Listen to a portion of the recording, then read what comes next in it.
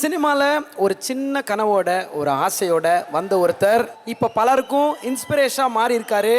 எல்லாருடைய ஆசை நாயகனாக ஆகியிருக்காருன்னா அதுக்கு காரணம் தன்னோட காமெடியில் சிரிக்க வச்சு, இமோஷனில் அழ வச்சு, ஆக்ஷனில் தேட்டரை விசில் பறக்க வச்சு, அது எல்லாத்துக்கும் மேலே தன்னோட எளிமையான மனசால் மக்களோட மனசையும் ஜெயிச்சது தான் மிக மிக முக்கியமான காரணம். முக்கியமாக இவர் ஸ்க்ரீனில் மட்டும் ஹீரோ கிடையாது, ஸ்க்ரீனுக்கு பின்னாடியுமே ஒரு மாசான ஹீரோங்க. ரொம்ப தன்மையான மனுஷர். என்றைக்குமே ஒரு ஸ்மைலோடையும் ஒரு அன்பாலையும் நம்மளை வெல்கம் பண்ணுறதுக்கு தயங்கவே மாட்டார்.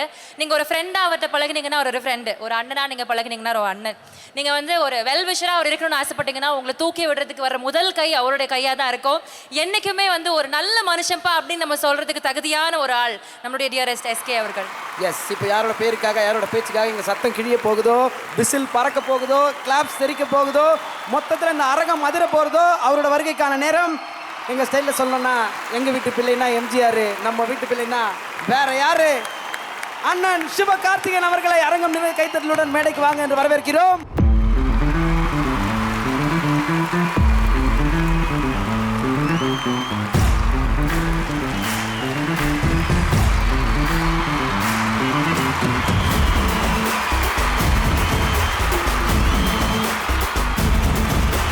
நமக்கான காலம் நெருப்பான வேகம்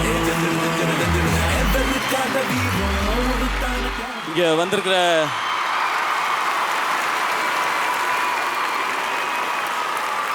ஃபர்ஸ்ட் என்னுடைய பராசக்தி டீமுக்கு வணக்கம், நன்றி.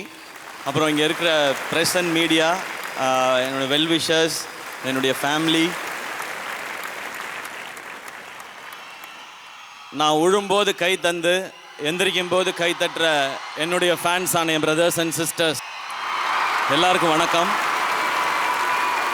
ஃபஸ்ட்டு பராசக்தியை பற்றி பேசுகிறேன். நான் பராசக்தி பேரே ரொம்ப பவர்ஃபுல்லான பேர். இந்த பேர் எவ்வளோ பவர்ஃபுல்லாக இருக்கோ அவ்வளோ பவர்ஃபுல்லான படம் இந்த படம் பராசக்தி. இது என்னுடைய 25th ஃபிலிமாக அமைஞ்சது எனக்கு ரொம்ப ரொம்ப சந்தோஷமான பெருமையான விஷயம்.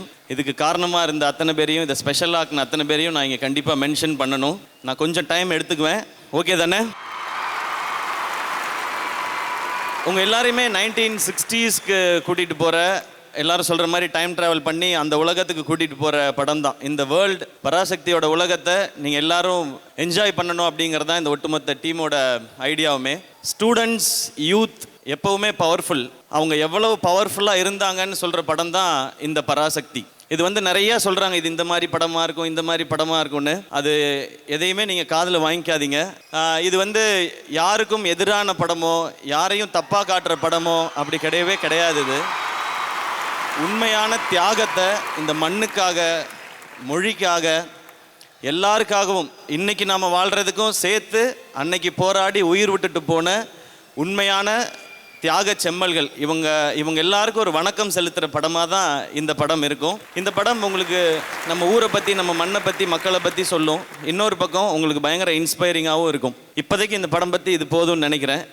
மேம் சொன்ன மாதிரி இதுக்கப்புறம் இந்த ட்ரெய்லரும் இந்த படமும் இதை பற்றி இன்னும் நிறையா பேசும். பட் இந்த படத்தில் நான் நடிக்க வந்தது ரொம்ப இன்ட்ரெஸ்டிங்கான ஒரு ஸ்டோரி. அது கொட்டுக்காளி பார்க்குறதுக்காக மேம் வந்திருந்தாங்க. அருண் விஸ்வா அவருடைய ஆஃபீஸில் தான் அந்த படம் பார்த்தாங்க. அந்த படம் பார்த்துட்டு அந்த படத்தை அப்ரிஷியேட் பண்ண பிறகு அவங்க இப்போ நெக்ஸ்ட் ஒரு ப்ராஜெக்ட் பண்ணலான்னு, அருண் இதெல்லாம் ரொம்ப நாளாக முன்னாடியே பேசிகிட்டே தான் இருந்திருக்காரு மேம் கூட. அப்போ மேம் ஒரு ஐடியா இருக்குது அப்படின்னு சொல்லி சொன்னாங்க. அது ஒரு லவ் ஸ்டோரி. நான் அவங்க ஒரு ஐடியா சொல்ல போகிறாங்கன்னொன்னே இன்னும் கொஞ்சம் பெரிய படமாக ஏதாவது இருக்கும் அப்படின்னு நான் யோசித்தேன். நான் அது சொல்லிட்டு மேம் இந்த கதை சூப்பராக இருக்குது மேம், வேறு ஏதாவது இன்னொரு ஐடியா இருக்குது, இதை கேளுங்க அப்படின்னு சொல்லிட்டு ஐடியா மட்டும் சொன்னாங்க.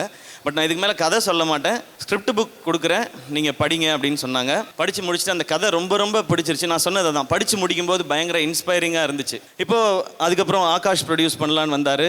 ஆகாஷ்க்கும் இது இன்ஸ்பைரிங்கான படம் பண்ணணும் அப்படின்னு சொல்லி இறங்கி இந்த படத்தை பண்ணலான் போது அப்படியே டீம் எல்லாம் அசம்பிள் ஆனோம். ஷூட்டிங் வர்றதுக்கு முன்னாடி மேமை பற்றி எல்லாரும் என்கிட்ட சொன்னாங்க, மேம் ரொம்ப டெரர், அவங்கள பற்றி உங்களுக்கு தெரியாது. நீங்கள் எனக்கு ஒரு பயங்கர பதட்டம். நான் ஐயோ எப்படி நம்ம ஹேண்டில் பண்ண போகிறோம், நம்ம என்ன ஆக போகிறோமோ அப்படின்னு தெரிலன்னு சொல்லிட்டு ஷூட்டிங் போகிறேன். ஃபஸ்ட்டு சாங் எடுத்தோம். சாங் வரைக்கும் ஓகே மேம், இதுன்னு சொன்னாங்க. சீன் எடுக்க போகும்போது தான் ஆரம்பிச்சிச்சு. மேம் ஷூட்டிங்லேயே இங்கிலீஷில் தான் எக்ஸ்பிளைன் பண்ணுறாங்க. நேராக இங்கிலீஷ்னால் சும்மா சாதா இங்கிலீஷ் கிடையாது, இட் இஸ் ஷேக்ஸ்பியர் இங்கிலீஷ். அவங்க ஃபஸ்ட்டு சொல்லிட்டு போகும்போது ஓகே அப்படின்னு சொல்லிட்டு நானும் பெர்ஃபார்ம் பண்ணுவேன். பெர்ஃபார்ம் பண்ணோன்னே Siva it's not like that, oh wait you have to do like this அப்படின்னு சொல்லிட்டு ஒரு வார்த்தை சொல்லிட்டு போயிடுவாங்க. அந்த வார்த்தை நமக்கு தெரியாது. நான் உடனே சாட் ஜிபிடி எடுப்பேன். டேய் மச்சான், இதுக்கு ஒரு வார்த்தை சொல்லியிருக்காங்க, இதுக்கு என்ன அர்த்தம்? நல்ல கேள்வி கேட்டீர்கள். டே நீ பாராட்டுறதெல்லாம் நிறுத்துறா முதல்ல சாட் ஜிபிடி, இதுக்கு அர்த்தத்தை சொல்கிறா அப்படின்னா ஓகே அப்படின்னு சொல்லிட்டு நான் ஒரு பெர்ஃபார்ம் பண்ணுவேன். இப்படி முதல் நாள் 2 நாள் ஆனோன்னா மேம் வந்து ஒரு மாதிரி டிஸ்டர்ப்டாகவே இருக்காங்க. மேம் வந்து Siva today I want to talk to you அப்படின்ட்டாங்க. போச்சுரா காலேஜை ஞாபகப்படுத்திட்டாடுங்க, டீச்சரை ஞாபகப்படுத்திட்டாங்க அப்படின்னு நான் என்ன பேச போகிறாங்க எனக்கு தெரியல. Siva what is your problem with me, என்ன what is your problem, why you are not doing what I am saying அப்படின்னாங்க. Ma'am wait, this is the problem, you talk only in English, that is my big problem madam. நான் ஏற்கனவே கௌதம் மேனன் படம் பண்ணியிருந்தாவது எனக்கு ஒரு அந்த எக்ஸ்பீரியன்ஸாக இருந்திருக்கும். அவராக சொல்லியிருப்பாரு, Siva you are coming and seeing the girl and you are saying what you want to, அப்படியாவது நமக்கு ஒரு எக்ஸ்பீரியன்ஸாக அது இருந்திருக்கும். அதுவும் இல்லை, நான் சொல்லிட்டேன் மேம் இங்கிலீஷ் இஸ் த ப்ராப்ளம்னு. Ma'am oh my God is that the problem நாங்கள். Yes madam that is the problem, you speak basic English, our British English I am okay, you speak Shakespeare English I am not okay. Okay இனிமேல் நான் அதை பார்த்துக்கிறேன். அன்னையிலேருந்து okay ஒரு பயங்கரமான அதுலேருந்து sink வந்துடுச்சு எனக்கு. வந்து மேம் ஓகே சொன்னால் அது ஓகே. இன்னொரு பிரச்சனை இருக்குது மேம்கிட்ட, பாராட்டுறதெல்லாம் அதுக்கெல்லாம் டைம் இல்லை அவங்களுக்கு. ஒரு நாளைக்கு 5 சீன் எடுக்கணும், கட்டன் ஓகே அப்படின்றவாங்க. கட்டன் ஓகேவா, தூக்கி போடுறா இவனுக்கு இவ்வளோ தாண்டா வரும் நடிப்பு, அடுத்த ஆள் வர சொல்கிறான், அந்த மாதிரி நம்ம நினச்சிக்குவோம். ஆனால் அந்த கட்டன் ஓகே தான் சூப்பரே. இப்படி மேமை நான் வந்து ஸ்டடி பண்ணி மேம் உங்களை பற்றி நான் பிஹெச்டியே பண்ணுவேன், அந்த அளவுக்கு ஸ்டடி பண்ணி. மணி சார் கூட இவ்வளோ தெரியாது மேம். பட் இந்த ஷூட்டிங் எக்ஸ்பீரியன்ஸ் மேம் டெடிக்கேட்டடாக சின்சியராக எப்படி வேலை செய்யணும் அப்படிங்கிறத உங்கள்கிட்ட இருந்து அப்படியே படிச்சுக்கலாம், கற்றுக்கலாம் மேம். மார்னிங் 7 மணிக்கு ஃபஸ்ட் ஷாட் ஆரம்பிச்சிடும், 4 மணிக்கு எந்திரிச்சு ஒர்க் அவுட் முடிச்சுட்டு 5:30க்கெலாம் செட்டுக்கு போயிடுவோம். 7 o'clock ஃபஸ்ட் ஷாட்டு, ஈவினிங் 5:30 6 வரைக்கும் ஷூட் பண்ணுவாங்க. ஒரு நிமிஷம் கூட வேஸ்ட் பண்ணவே மாட்டாங்க மேம். அதனால தான் இந்த படம் வந்து 85 டேஸில் மேம் முடிச்சிருக்காங்க. 82 சாரி மேம், ஒரு 3 days மேம் ப்ளீஸ். நான் 67 days தான் ஒர்க் பண்ணேன் இந்த படம். இவ்வளோ பெரிய படம், இவ்வளோ ஆக்ஷன் எமோஷன்ஸ் இருக்க படம். ஸோ சுதா மேம் இது ஒரு கிரேட் எக்ஸ்பீரியன்ஸ், நிறையா லேர்னிங் உங்களோட. இந்த படம் நிச்சயமாக நல்லா ஓடுன்ற நம்பிக்கை இருக்குது. ஆனால் உங்களுக்காகவும் உங்கள் உழைப்புக்காகவும் நீங்கள் இவ்வளோ நாள் இதுக்குள்ளே ட்ராவல் பண்ணதுக்காகவுமே இது பெரிய பெரிய பெரிய பெரிய சக்ஸஸ் ஆகணுன்றது என்னுடைய ஆசை மேம். அது கண்டிப்பாக நடக்கும் நான் நம்புகிறேன். அண்ட் தேங்க்யூ எனக்கு இந்த செழியன்ற பவர்ஃபுல் கேரக்டர் கொடுத்ததுக்கு. அண்ட் அது மட்டும் இல்லாமல் இப்படி ஒரு கதை கூட இப்படி அமேசிங்கான கோஸ்டார்ஸ் இந்த மாதிரி டெக்னீஷியன்ஸ் கொடுத்ததுக்கும் ரொம்ப ரொம்ப நன்றி மேம். தேங்க்யூ. இதுக்கு மேலே என்ன சொல்கிறதுன்னு தெரியல, நடுவில் எதோ மறந்துட்டேன்னா நான் ஞாபகப்படுத்தி சொல்கிறேன் ma'am. Thank you ma'am, thanks for all the love. And அடுத்து ரவி மோகன் சார். சார் எனக்கு உங்களை பற்றி ஃபஸ்ட்டு யோசிச்சேன்னா, நான் காலேஜ் படிக்கும்போது உங்களோட படம் பார்த்தா தான் எனக்கு முதல்ல ஞாபகம் வருது. அதில் எம் குமரன் சன் ஆஃப் மகாலட்சுமியில் உங்களோட ட்ரெஸ்ஸிங் ஸ்டைல் அவ்வளவு சூப்பராக இருக்கும். அந்த பூட் கட் ஜீனும் அந்த டிஷர்ட்ஸும் பயங்கர ட்ரெண்டியாக, அந்த மாதிரிலாம் டிஷர்ட் கிடைக்குமான்லாம் நாங்கள் போய் தேடி இருக்கோம். அதுக்கப்புறம் உங்களுடைய படம், உங்களுடைய பெர்ஃபார்மன்ஸ், உங்களுடைய எக்ஸ்பீரியன்ஸ் இது எல்லாத்தையும் ரசிக்கிட்டே வந்தோம். ஒரு பர்சனாக உங்களை ரசிக்கிறதுக்கான ஆப்பர்ச்சுனிட்டி தான் இந்த படம். அது எனக்கு இந்த பராசக்தியில் நடந்திருக்கு. இது ரொம்ப ரொம்ப ஸ்பெஷலானதுக்கு நீங்கள் மிக முக்கியமான காரணம். மேம் வந்து ஒரு நாள் ஃபோன் பண்ணி, சிவா லிசன், ரவி வந்து இந்த வில்லன் ரோலுக்கு ஓகே சொல்லிட்டார் அப்படின்னு சொன்னோன்னே நான் வந்து தலைவர் மோடுக்கு போயிட்டேன். எது ஜெயம் ரவியா வில்லன் கேரக்டரா, ஒத்துக்கிட்டாரா, அப்படி போயிட்டேன் நான். மேம் என்ன மேம் சொல்கிறீங்கன்னு, ஆமாம் ஹீ செட் எஸ். ஒரு ஷாக். இது வந்து ஆக்சுவலாக சந்தோஷமாக இருக்க வேண்டியது. நாங்கள் 2 பேரும் ஒத்துக்கிட்டாரா மேம் ஓகே. அப்போ மேம் அவர் இந்த செட்டுக்கு வரும்போது அவர் வந்து ஒரு பெஸ்ட் எக்ஸ்பீரியன்ஸாக இருக்கணும் மேம் அப்படின்னு பேசிட்டோம். மேம் சொன்னாங்க, ஸோ நான் அவருடைய ரோலுக்காக இன்னும் கொஞ்சம் டீட்டெயிலிங் பண்ண போகிறேன் மேம். என்ன டீட்டெயிலிங்னாலும் பண்ணுங்கள் மேம், இது வந்து பயங்கரமான எக்ஸ்பீரியன்ஸாக இருக்க போகுது மேம் சொன்னேன். அவர் எவ்வளோ ஸ்வீட், அவ்வளோ சூப்பர், ஒரு அமேசிங்கான ஹியூமன் பீயிங். அதுக்கு அப்படியே ஆப்போசிட் இந்த படத்தில் ஸ்க்ரீனில் ஒரு டெரிஃபிக்காக டெரராக ஒரு ஸ்டைலிஷான ஒரு வில்லனை நீங்கள் பார்க்க போகிறீங்க. அவருடைய படத்திலே தனி ஒருவனில் அரவிந்த் சாமி சாரோட ஒரு ஸ்டைலிஷான வில்லன் ரோல் நம்ம பார்த்தோம். ஆனால் இது வந்து அந்த ரோல் ப்ளஸ் அதுக்குள்ளே ஒரு ஒரு டெவில் இருந்தால் எப்படி இருக்கும், அது ரெண்டும் சேர்ந்தது தான் அவ்வளோ பவர்ஃபுல்லான ரோல். சார் நீங்கள் அவ்வளோ பவர்ஃபுல்லாக இருக்கிறதுனால தான் இந்த செழியன் ரோல் இன்னும் பவர்ஃபுல்லாக இருக்குது. And thanks for it's wonderful experience. நாங்கள் 2 பேரும் சண்டை போட்டுக்கும் போது மேம் வந்து சொல்லுவாங்க, C you have to fight, like எப்படி சொல்கிறது அப்படின்ட்டு, உங்களுக்கு யாரை பிடிக்காதோ அவங்கள மனசில் நினச்சிக்கிட்டு அடிங்க அப்படின்னு நான் சொல்ல. மேம் அவர் அப்படி யாரையா நினச்சிட்டு எனக்கு கொண்டு போகிறாரு மேம் அப்படின்னு. சரி அப்போ அவரை விடுங்க, நீங்கள் நினச்சிக்கங்க உங்களுக்கு யாரை பிடிக்காதோ அப்படி நினச்சிக்கிட்டு அடிங்க மேம். எனக்கு பிடிக்காதவங்கள்ட்ட நான் சண்டைக்கே போக மாட்டேன் மேம். நான் பாட்டுக்கு வேற பக்கம் bro this is not going to work out அப்படின்னு சொல்லி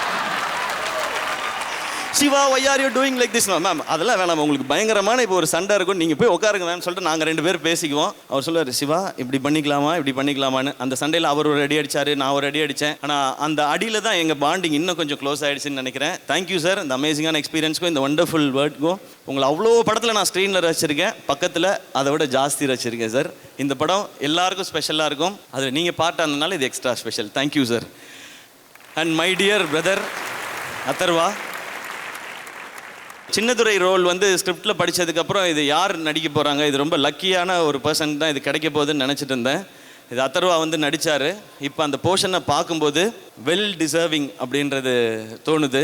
அவருடைய சாம், கரிஸ்மா, ஆட்டிடியூட் அது இந்த ரோலில் பயங்கரமாக இருக்குது. ப்ரோ உங்களுக்கு இந்த படத்தில் என் கூட நீங்கள் வந்து நம்ம எல்லாம் சேர்ந்து ஒர்க் பண்ணது ஒரு சந்தோஷம். அதை விட எக்ஸ்ட்ரா சந்தோஷம் நீங்கள் எனக்கு வாங்கி கொடுத்த ஸ்வீட்டு, டெசர்ட்ஸ், ஐஸ்கிரீம்லாம். ஷூட்டில் வந்து இன்றைக்கி நம்ம வந்து சாப்பிட்லான்னு சொல்லிட்டு ஐஸ்கிரீம் சாப்பிட்லான்னு சொல்லுவார். நான் வந்து ஓகே ஒரு நாள் சீட் டே போல் அப்படின்னு சொல்லி ஐஸ்கிரீம் சாப்பிடுவோம். செகண்ட் டேவும் அதே மாதிரி ஒரு இன்றைக்கும் ஐஸ்கிரீம் இருக்குது, கேக் இருக்கும் பாரு. ஓகே இது சீட் வீக் அப்படின்னு நினச்சி அது சீட் மந்த், சீட் ஷெட்யூல் வரைக்கும் போயிடுச்சு. ஆனால் அப்புறம் தான் நான் ரியலைஸ் பண்ணேன், இந்த மனுஷன் எனக்கு ஐஸ்கிரீம் வாங்கி கொடுத்துட்டு அவர் போய் ஈவினிங் பயங்கரமாக ஒர்க் அவுட் பண்ணிடுறாரு. நான் வந்து இன்றைக்கி ஸ்வீட்டு சாப்பிட்டோம் ஜாலியாக இருக்குது, ஐஸ்கிரீம் சாப்பிட்டோம் ஜாலியாக இருக்குன்னு படுத்து எழுந்திரிச்சிட்டு அந்த மாதிரி இருந்தோம். பட் இங்கே இண்டஸ்ட்ரியில் எனக்கு கொஞ்சம் நண்பர்கள் தான் இருக்கிறாங்க. அதில் அந்த நண்பர்ன்ற கேட்டு தாண்டி ஒரு பிரதர் அப்படின்ற ஃபீல் வந்துருச்சு. இன்றைக்கி ஒரு ஸ்வீட்டாக ஒரு மெசேஜ் அனுப்பிச்சிருந்தாரு. Thanks for all the love Atharva bro. நான் இன்றைக்கி சொன்ன மாதிரி தான் இன்னொரு படம் சேர்ந்து நடிப்போம். அது இன்னும் கொஞ்சம் ரகலையாக ஃபன்னாக இன்னொரு படம் ஒன்று பண்ணுவோம். அது எனக்கு ஆசை.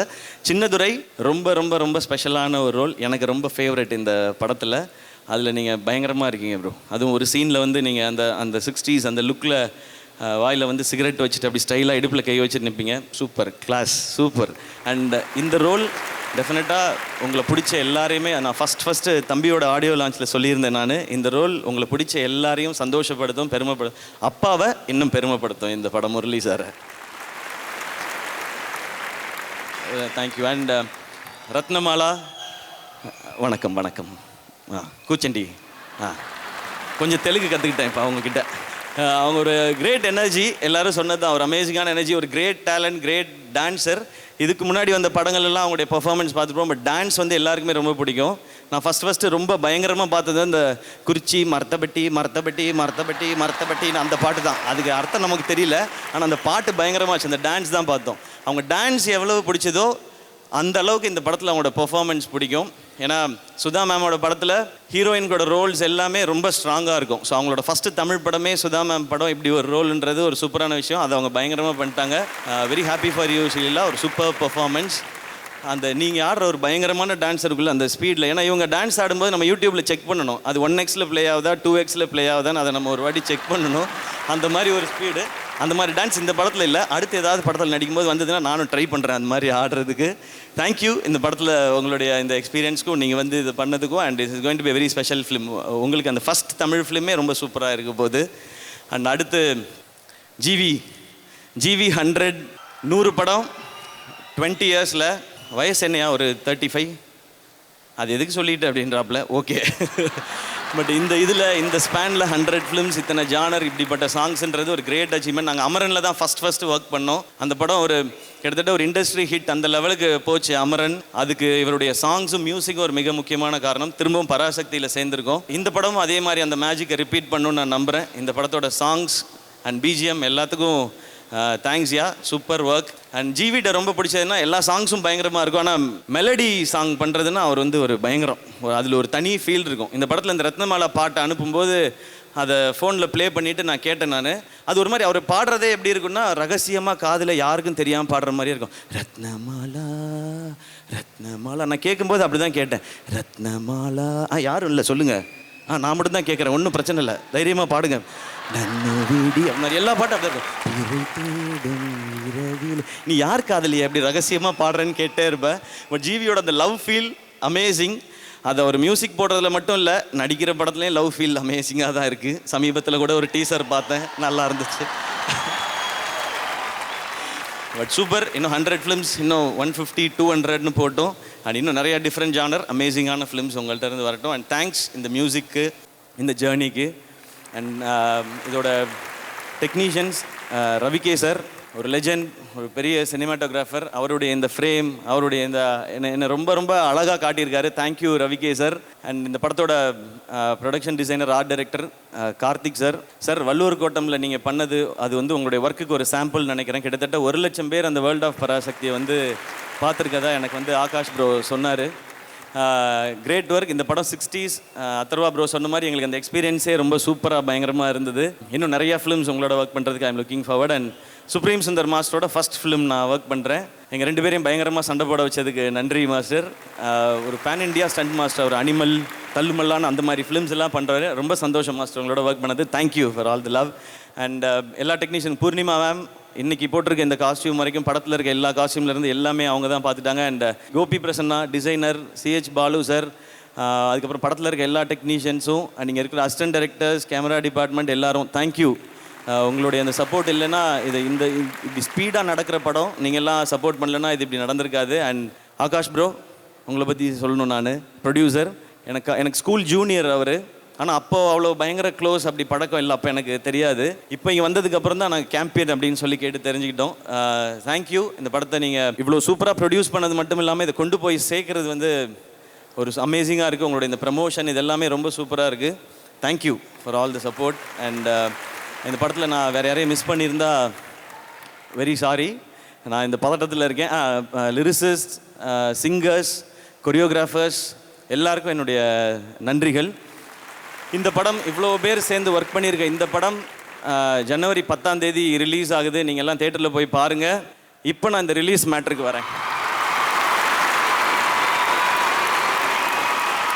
இந்த படம் வந்து ஃபஸ்ட்டு ஆரம்பிக்கும் போது ஆகாஷ் சொன்னது வந்து, அண்ணே இது வந்து நம்ம டிசம்பரில் ஷூட் ஆரம்பிக்கிறோன்னே, அதுக்கப்புறம் நம்ம படம் வந்து முடிச்சிருவோம். ஸோ மேம்கிட்டையும் நான் பேசிட்டேன். படம் வந்து நம்ம தீபாவளிக்கு கொண்டு வரலாம், இல்லை அக்டோபர் கொண்டு வரலாமான்னு ஃபஸ்ட்டு டிஸ்கஸ் பண்ணோம். அப்போ அவர் சொன்னார், இல்லை அக்டோபரில் வந்து விஜய் சாரோட படம் டேட்டு போட்டாங்க, அதனால அப்போ வேண்டாம். ஜான்வரி பொங்கல் யாருமே அனௌன்ஸ் பண்ணல, நம்ம அதை லாக் பண்ணிவிடுவோம். ஏன்னா இங்கே நம்ம ஊரில் 10 நாள் லீவ் இருக்குது, அதை லாக் பண்ணி தானே நான் ஃபுல்லாக ஒர்க் பண்ண போகிறேன்னாரு. சூப்பர் ப்ரோ, நீங்கள் அது உங்களுடைய கால், நீங்கள் தான் ப்ரொடியூசர், சூப்பர் ஓகே அப்படின்னு சொல்லி டிசைட் பண்ணியாச்சு. அதுலேருந்து சில நாள் கழித்து விஜய் சாரோட படம் ஜனநாயகன் வந்து டேட் வந்து பொங்கலுக்கு வருதுன்னு சொல்லி ஒரு அனௌன்ஸ்மெண்ட் வந்துச்சு. நான் உடனே ஐயோ இது பொங்கலுக்கு வருது அப்படின்னு சொல்லிட்டு நான் டக்குன்னு ஆகாஷ் ப்ரோ கால் அடித்தேன். ப்ரோ இந்த மாதிரி அனௌன்ஸ்மெண்ட் பார்த்தீங்களா? ஆமாண்ணே, அவங்க வந்து சேஞ்ச் பண்ணியிருக்காங்க அப்படின்னு சொன்னாங்க. நான் சொன்னேன், ப்ரோ இது மாதிரி அந்த படமும் வருது, நம்மளும் பொங்கல் சொல்கிறோமேன் போது 10 நாள் இருக்கிறதுனால 2 படம் கண்டிப்பாக தாங்குண்ணே அப்படின்னாரு. ஓகே, பட் நம்ம வந்து ஏதாவது சேஞ்ச் பண்ண முடியுமா அப்படின்னு கேட்டேன். அப்போ அவர் சொன்னார், அண்ணே சேஞ்ச் பண்ணுறதுல ஒரு 2 சிக்கல் இருக்குண்ணே. ஒன்று, நம்ம எல்லா இன்வெஸ்டர்ஸ் இது சுற்றி இருக்க பிஸ்னஸ் எல்லாமே ஜான்வரின்னு சொல்லி தான் நம்ம வந்து இது எல்லாத்தையுமே பேசி பண்ணியிருக்கோண்ணே. இன்னொன்று, அதுக்கப்புறம் தள்ளினா ஏப்ரல் மேலே தானே பண்ணணும், அந்த டைம் எலெக்ஷன்ஸ் இருக்குண்ணே, அப்போ இது வேணாண்ணே, நமக்கு வேறு வழி இல்லைண்ணே, இந்த டைம் தான் பண்ணணும்னு சொன்னார். அப்போ பணம் போடுற அவங்க வந்து ஒரு பிஸ்னஸ்ஸு எல்லார்ட்டையும் பேசி ஒரு டெசிஷன் எடுத்து ஓகே இது பண்ணுறான்னு சொன்னாங்க. சரி ஓகே, இதை நான் கேட்டுட்டேன். ஓகே ப்ரோ, ஏன்னா அது கரெக்டான இதாகவும் இருந்துச்சு. படம் அவங்க எப்படி கரெக்டாக பொசிஷன் பண்ணணும்னு நினைக்கிறாங்களோ அதை கரெக்டாக நம்ம ஏற்றுக்கிறது தான் நம்ம ஒரு ஆர்டிஸ்டாக நம்மளோட வேலை. இப்போ நான் என்ன பண்ணேன்னா, ஓகே ஆனால் இது கரெக்டாக கம்யூனிகேட் மட்டும் பண்ணிடணும்னு சொல்லிட்டு நான் ஜெகதீஷ்க்கு ஃபோன் அடித்தேன். ப்ரோ, ஜெகதீஷ் எல்லாருக்குமே தெரியும், விஜய் சாரோட இருக்கிறவர், அவருக்கு நான் ஃபோன் பண்ணேன். நான் ப்ரோ இந்த மாதிரி படம் நீங்கள் வந்து போஸ்ட்பான் பண்ணிட்டீங்க ப்ரோ அப்படின்னேன். ஆமாம் ப்ரோ, அது வந்து இந்த டிஜிட்டல் பிஸ்னஸ் நிறையா ரீசன்ஸ் இருந்தது, அதனால போஸ்ட்பான் பண்ணிட்டோம் அப்படின்னாரு. ப்ரோ நம்ம படம் அப்போ அனௌன்ஸ் பண்ணியிருந்தோமே ப்ரோன்னு அவரும் சொன்னார், ப்ரோ 2 படம் வரலாம் ப்ரோ, 10 days லீவ் இருக்குல்லனாரு. ப்ரோ 2 படம் வர்றது பிரச்சனை இல்லை ப்ரோ, சாரோட லாஸ்ட் ஃபிலிம்னு சொல்கிறாங்க, அதனால தான் ப்ரோ எனக்கு வந்து அது வரியாக இருக்குன்னு அதனால தான் யோசிச்சுட்ருக்கேன்னு.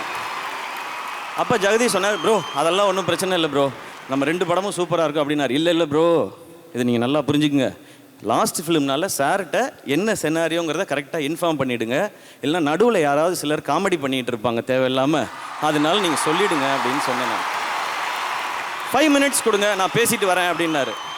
கரெக்டாக ஒரு 10 minutes கழிச்சு அடித்தார். ப்ரோ சார்கிட்ட எல்லாமே நான் டீட்டெயிலாக சொல்லிட்டேன், எல்லாம் ஓகே, ஆல் ஓகே, சார் உங்களுக்கு விஷயம் சொல்ல சொன்னார், நம்ம சூப்பராக பண்ணிடலாம், 2 படமும் சிறப்பாக இருக்கும் அப்படின்னு சொன்னார். இவ்வளோ தான் இதுக்குள்ளே நடந்த மொத்த கதையும். இதை வந்து டோட்டலாக மாற்றி வேறு மாதிரி பேசும்போது அது நம்ம என்ன பண்ண முடியும், சிலருக்கு வன்மம், சிலருக்கு வியாபாரம், சரி அவங்கள டிஸ்டர்ப் பண்ணாமல் நம்ம விட்டுருவோம். அப்படின்ட்டு நமக்கு தெரியும்ல நம்ம என்ன ரெஸ்பெக்ட் என்ன ஈக்குவேஷன் வச்சுருக்கோம். ஏன்னா கோட் படம் பார்த்துட்டு நான் வந்து விஜய் சாருக்கு கால் பண்ணேன். கால் அட்டன் பண்ணி சார் ஃபஸ்ட்டு சொன்னது ஹாய் ப்ரோ அப்படின்னாரு. ஹலோ சார், சார் கோட் பயங்கர என்டர்டெய்னிங்காக இருந்துச்சு சார், சூப்பர் சார் அப்படின்னேன். தேங்க்ஸ் ப்ரோ அப்படின்னாரு. சார் எதுக்கு சார் தேங்க்ஸ் சொல்கிறீங்க? எனக்கு இந்த படத்தில் உங்களோட இருந்தது ஒரு ஸ்பெஷல் மூமெண்ட் சார், அது எனக்கு ரொம்ப மெமரபுளாக இருக்கும். இல்லை ரொம்ப ஸ்வீட்டாக வந்து நீங்கள் இந்த பண்ணி கொடுத்தீங்கல்ல, நான் உங்களுக்கு எத்தனை முறை முடியுமோ அத்தனை முறை நான் தேங்க்ஸ் சொல்லிகிட்டே இருப்பேன்னு அவ்வளவு ஸ்வீட்டாக சொன்னார். இதுதான் எங்கள் 2 பேருக்கு நடுவில் இருக்கிற இந்த ரிலேஷன்ஷிப். ஸோ இதுக்கு நடுவில் யார் என்ன பேசினாலும் அதை பற்றி நீங்கள் கவலையே படாதீங்க. மை டியர் ஃபேன்ஸ் ஆன பிரதர்ஸ் அண்ட் சிஸ்டர்ஸ், ஜனவரி 9ஆம் தேதி எல்லாரும் ஜனநாயகனை செலிப்ரேட் பண்ணுறீங்க தேட்டருக்கு போய்.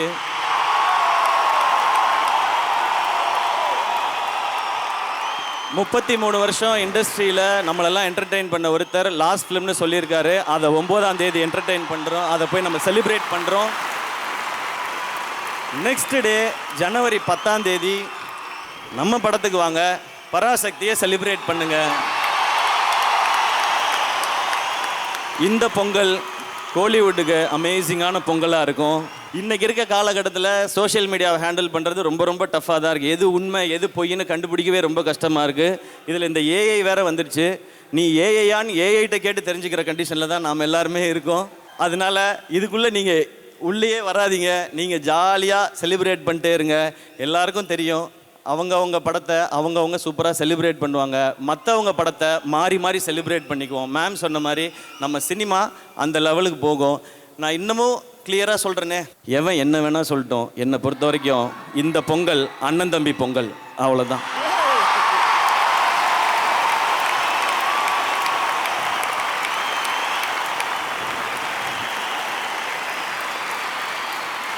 ஸோ எல்லாருக்கும் கிளியராக புரிஞ்சுதா? ஓகே. இப்போ நான் ஏன் பிரதர்ஸ் அண்ட் சிஸ்டர்ஸ்கிட்ட பேசுகிறதுக்கு வரேன். நீங்கள் எல்லோரும் இதை 25th ஃபிலிம்னு செலிப்ரேட் பண்ணுறீங்க. உங்கள் எல்லாருக்கும் இது 25 ஃபிலிம்ஸ்னு ஒரு பெரிய சந்தோஷம் இருக்குது. எனக்கும் அது சந்தோஷமான விஷயம், பெருமையான விஷயம். ஆனால் நான் 25 ஃபிலிம்ஸுன்றதை பார்க்கல.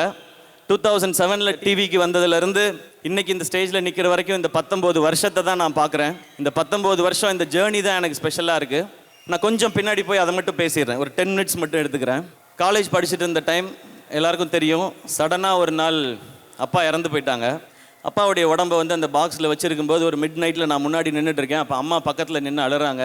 அப்போ அவங்க சொன்னது வந்து, ஏங்க இங்கே பாருங்கள் தம்பி நிற்கிறான், அவனுக்கு இனிமேல் யாருங்க இருக்கா, அவன் என்னங்க பண்ணுவான், நீங்கள் பாட்டுக்கு இப்படி விட்டுட்டு போயிட்டீங்களே, அவன் என்னங்க பண்ணுவான்னு சொல்லி கேட்டாங்க. அன்னைக்கு அது மைண்டில் ஸ்ட்ராங்காக நின்றுடுச்சு.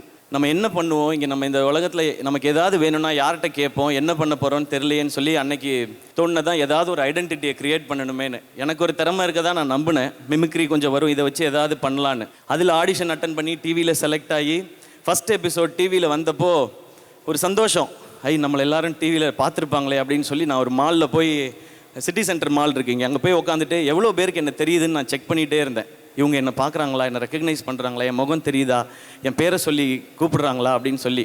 நிறைய பேருக்கு தெரியல, ஏன்னா ஒரு எபிசோடு தான் வந்திருக்கு, எல்லாரும் பார்த்துருக்குன்னு அவசியம் இல்லை. அப்போ 2 பசங்க வந்தாங்க. அண்ணா நீங்கள் வந்து நேற்று டிவியில் வந்தீங்களா, சூப்பராக மிமிக்ரி பண்ணிங்கண்ணா, உங்கள் பேர் தெரிலண்ணா ஆனால் சூப்பராக பண்ணிங்கண்ணான்னு கை கொடுத்தாங்க. அப்புறம் ஒரு பையன் வந்து ஆட்டோகிராஃப் வாங்கினான். அதில் எனக்கு எப்படி ஆட்டோகிராஃப் போடணும்னு தெரியல, என் பேரே எழுதிட்டேன் சிவகார்த்திகேயன், ஏன்னா யாருக்கும் என் பேர் தெரியலன்னு சொல்லி. ஆனால் அன்றைக்கி நைட்டு வந்து ஒரு பயங்கரமான ஃபீல், லைஃப்பில் ஏதோ பெருசாக அச்சீவ் பண்ணிட்டோம், நம்மளை 3 பேருக்கு தெரியுது ஆட்டோகிராஃப் வாங்குறாங்கன்னு சொல்லி. அன்றைக்கி எதிர்நீச்சல் படத்தில் நான் மொட்டை மாடியில் டான்ஸ் ஆடிட்டு இருப்பேன்ல தூங்காமல், அந்த மாதிரி நான் டான்ஸ் ஆடிட்டு இருந்தேன். அப்போ இவ்வளோ பேருக்கு, இன்னும் நிறையா பேருக்கு தெரியணும்னா என்ன செய்யணும், எவ்வளோ வேலை கிடைக்குதோ அவ்வளோத்தையும் பண்ணணும், இன்னும் நல்லா என்டர்டெயின் பண்ணணும்னு சொல்லி ஓடிக்கிட்டே இருந்தேன். அப்புறம் கரெக்டாக நிறைய எபிசோட் பண்ண பிறகு வாகைஸோட ஆடியோ லான்ச் பார்த்து பாண்டராஜ் சார் எனக்கு அந்த முதல் படம் மெரினா வாய்ப்பை கொடுத்தாங்க. அந்த மெரினா படம் பார்க்கும்போது ஃபஸ்ட் டே ஸ்க்ரீனில் வரும்போது, இப்போ நமக்கு யாராவது நம்மளை பார்க்குறாங்களா, கை தட்டுறாங்களா, எல்லாருக்கும் தெரியுதா, கிளாப் பண்ணுவாங்களான்னு பார்த்துட்டே இருந்தேன். ஃபஸ்ட்டு ஃப்ரேமில் காட்டும்போதே தேட்டரில் எல்லாரும் கிளாப் பண்ணாங்க. அன்றைக்கி ரொம்ப எமோஷ்னல் ஆகிடுச்சு. அப்போ தான் நான் உணர்ந்தேன், டிவியில் இவ்வளோ நாள் பார்த்த வேலை நமக்கு ஒரு இடத்த கொடுத்துருக்கு அப்படின்னு சொல்லி. அப்போ இன்னும் உழைக்கணும்னு பயங்கரமாக உழைச்சிக்கிட்டே இருந்தேன். படங்கள் ஹிட் ஆச்சு, அப்போ தான் ரியாலிட்டியும் ஹிட் ஆச்சு. வாழ்க்கை ஜாலியாக ஹாப்பியாகவே இருந்துடாதுன்னு அந்த டைமில் சில எதிர்ப்புகள். இங்கே இருந்த சில ஹீரோஸ் அவங்க செஞ்ச சில எதிர்ப்புகள், சில ப்ரொடியூசர்ஸ், அசோசியேஷன், கவுன்சில்னு அப்படியே கார்னர் பண்ணும்போது எனக்கு என்ன பண்ணணும்னு தெரியல. அம்மா கேட்ட அந்த கேள்வி திரும்பவும் கேட்டுச்சு, உனக்கு இங்கே யார் இருக்கா, நீ என்னப்பா பண்ணுவ அப்படின்றது கேட்டுச்சு. எனக்கு தெரிஞ்சது வேலை செய்கிறது, உழைக்கிறது மட்டும்தான். திரும்ப உழைப்போன்னு சொல்லி திரும்ப உழைச்சிக்கிட்டே இருந்தேன். அதுக்கப்புறம் படங்கள் பெருசாச்சு, இன்னும் கொஞ்சம் நிறைய பேருக்கு தெரிய ஆரம்பிச்சு, படங்கள் ஹிட் ஆச்சு. அப்புறம் இப்போ சிச்சுவேஷன் சோஷியல் மீடியா ஃபுல்லாக பயங்கரமான அட்டாக், ஒரு பெய்டு சைபர் அட்டாக், ஒரு அஜெண்டா ஃபிக்ஸ் பண்ணி எதையாவது ஒன்று சொல்லிக்கிட்டே இருக்குது. அது இந்த முறை கொஞ்சம் எக்ஸ்ட்ரா போய் ஃபேமிலி ஏற்றுட்டுற அளவுக்கும் வந்து நின்றுச்சு. இப்போ திரும்பவும் அந்த கேள்வி, அம்மா கேட்ட அதே கேள்வி, யார் இருக்கா உனக்கு தம்பி, நீ என்ன பண்ணுவ, இவன் என்னங்க பண்ண போகிறான், அவனுக்கு யார் இருக்கான்னு. ஆனால் இன்னைக்கு அம்மா இன்னைக்கு உங்கள்கிட்ட சொல்லணும்னு தோணுதுமா, இங்கே உன் பையனுக்கு இவ்வளோ பேர் இருக்காங்க.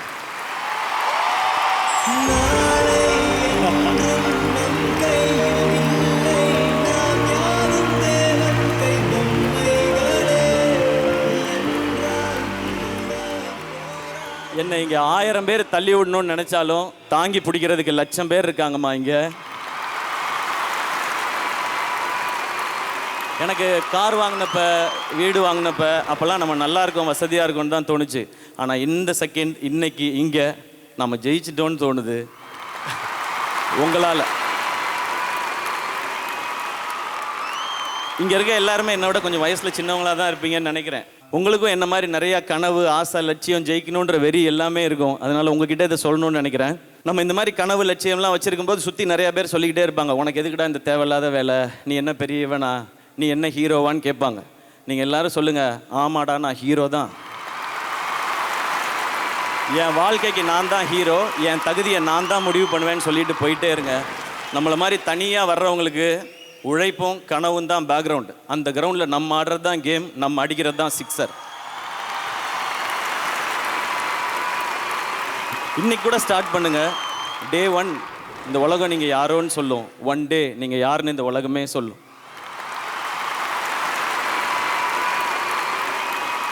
இப்போ நான் சொல்கிறதெல்லாம் என்னை பிடிச்சவங்களுக்கு நம்ம அண்ணன் இப்படி வந்துட்டாரு, நம்மளும் வந்துட முடியும்னு தோணும். என்னை பிடிக்காதவங்களுக்கு இவனே வந்துட்டான், நம்ம வர முடியாதான்னு தோணும். எப்படியோ நான் சொல்ல நினைக்கிறது போய் ரீச் ஆனால் போதும். எனக்கு லாஸ்ட்டாக ஒன்றே மட்டும் சொல்லிக்கிறேன், நம்ம நல்லா இருக்கணும்னு நினச்சி நம்மளை விமர்சனம் பண்ணுறவங்கள சீரியஸாக எடுத்துக்கங்க. நம்ம நல்லாவே இருக்கக்கூடாதுன்னு நினச்சி விமர்சனம் பண்ணுறவங்கள ஜோக்காக எடுத்துக்கங்க. தீஸ் கைஸ் ஆர் ஃபன்னி கைஸ்யா அப்படின்ட்டு போயிட்டே இருங்க. ஓகேயா? Thank you so much. இந்த அன்பு தொடர்ந்துக்கிட்டே இருக்கும். வேற என்ன சொல்லணும்னு எனக்கு தெரியல. Thank you, love you all.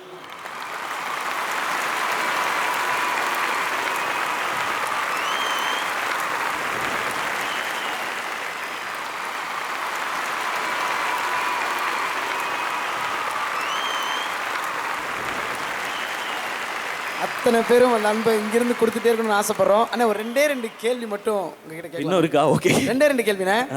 19 வருட பயணம், 25வது படம், நிறைய விஷயங்கள் பார்த்துருப்பீங்க, நிறைய விஷயங்கள் நீங்கள் தாண்டி வந்து நாங்களும் பார்த்துருக்கோம்.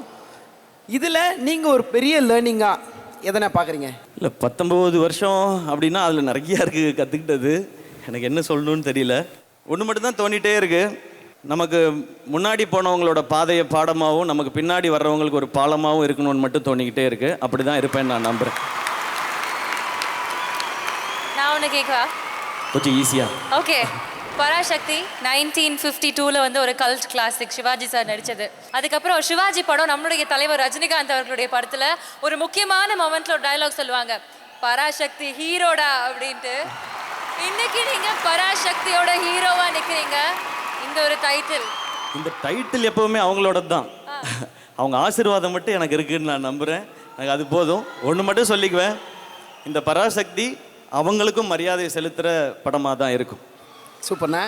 ஃபஸ்ட்டு ஸ்டார்டிங்கில் காமெடி படங்கள், அதுக்கப்புறம் கொஞ்சம் கொஞ்சம் லவ் ஃபிலிம்ஸ் பண்ண ஆரம்பிச்சிங்க, அதுக்கப்புறம் ஃபேமிலி என்டர்டெய்னராக படங்கள் பண்ணிங்க, அதுக்கப்புறம் ஆக்ஷன் உள்ளே எட்டி பார்த்து அதில் ஒரு கலக்கு, அப்புறம் ஆக்ஷன்லேயே நேஷனுக்கு ரீச் ஆகிற மாதிரி இந்தியன் ஆர்மி வரைக்கும் டச் பண்ணோம். இப்போது அரசியல் படம் பண்ணியிருக்கீங்க. அடுத்து இல்லை நீங்கள் என்ன கேட்க போறீங்க தெரியுது. வேணாம். நம்ம வேலை நடிக்கிறது, நம்ம நடிச்சுக்கிட்டு மட்டும் இருப்போம். நமக்கு அது மட்டும் தான் கரெக்டாக வரும்னு நான் நம்புகிறேன். நம்ம எல்லா ஜானர்ஸ் இந்த மாதிரி ஃபிலிம்ஸும் பண்ணணும். அதுதான் நம்ம கிட்ட இருக்குது. நம்மளை இன்னும் பெட்டர் பண்ணிக்கணும். நிறையா ஜானர்ஸ் பண்ணணும், என்டர்டெயின் பண்ணணும். அதான் அப்பப்போ நம்ம சொசைட்டி பேஸ் பண்ண சீரியஸ் ஃபிலிம்ஸும் நம்ம பண்ணுவோம். அந்த மாதிரி வரும்போது சில விமர்சனங்கள் வரும். பட் அதை நான் எடுத்துக்கல. ஏன்னா அமரன் வரும்போது இது இவங்களுக்கு ஆதரவான படமாக இருக்குது அப்படின்னு சொன்னாங்க. இப்போ பராசக்தி வரும்போது இது இவங்களுக்கு ஆதரவான படமாக இருக்குன்னு சொன்னாங்க.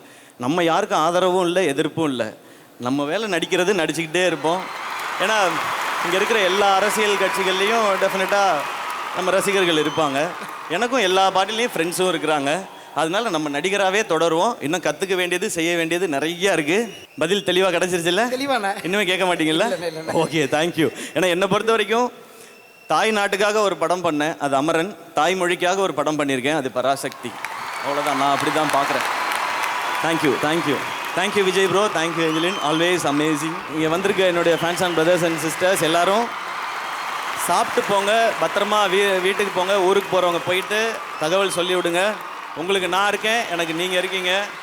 நமக்கு நம்ம கும்பிடுற கடவுள் இருக்காரு. எல்லாம் சிறப்பாக நல்லபடியாக நடக்கும். எல்லாருக்கும் ஹாப்பி நியூ இயர் 2026 அண்ட் எல்லாருக்கும் பொங்கல் நல்வாழ்த்துக்கள். நன்றி, லவ் யூ ஆல். நமக்கான காலம்